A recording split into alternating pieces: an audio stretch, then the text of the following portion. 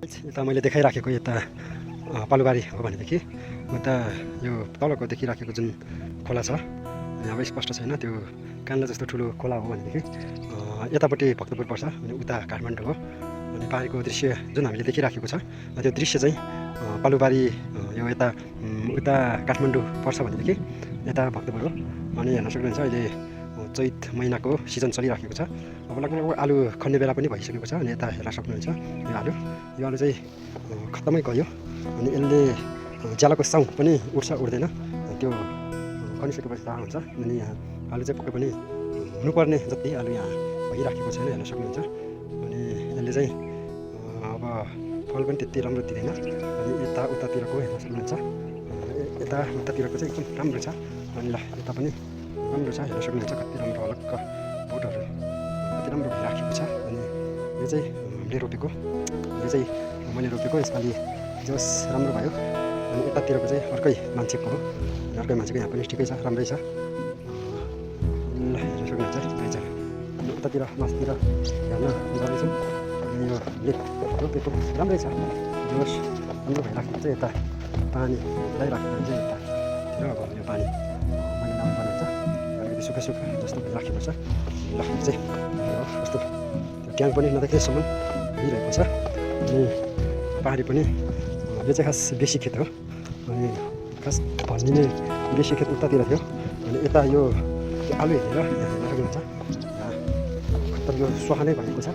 अनि गाउँहरू पनि ठिकै छ सक्नुहुन्छ। यो चाहिँ मास्लो यो मास्लो पाटोदेखि तल अनि तलसम्मको भाग चाहिँ तलसम्म यो चुचो भएर जान्छ। उतापट्टिको पनि होइन अनि यो यतापट्टिको पनि होइन, यो चुचो भाग तलैसम्म चाहिँ यो खोर्साइसम्म चाहिँ हुनुपर्छ रोपेको हाम्रो साउको रोपेको।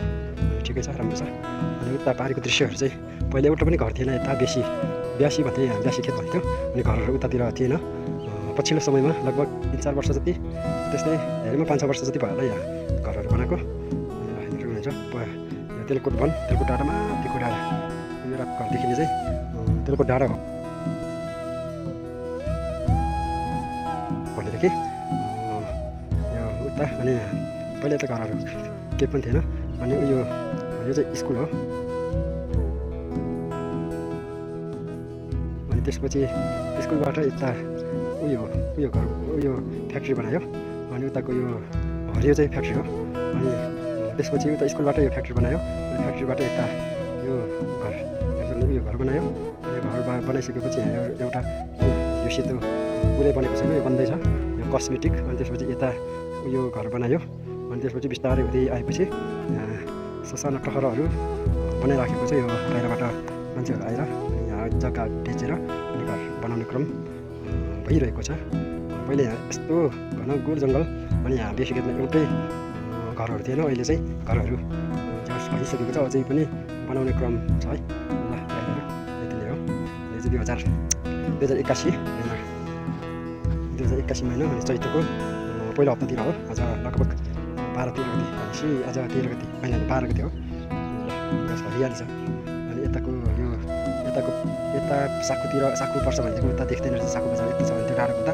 अनि यो पालुबारी साइड, अनि यो पालुबारी साइडबाट यो माथिको विषमभरा भनेपछि यहाँ एउटा खोला छ। त्यो खोलादेखि यता चाहिँ भक्तपुर गाउँ ठाउँ यतै हो। यो गाउँ माथि डाँडातिर यो गाउँ पर्छ। अनि माथि डाँडा तल हेर्नु पनि यो चाहिँ बेसी खेत है। ल यति नै हो जानकारी।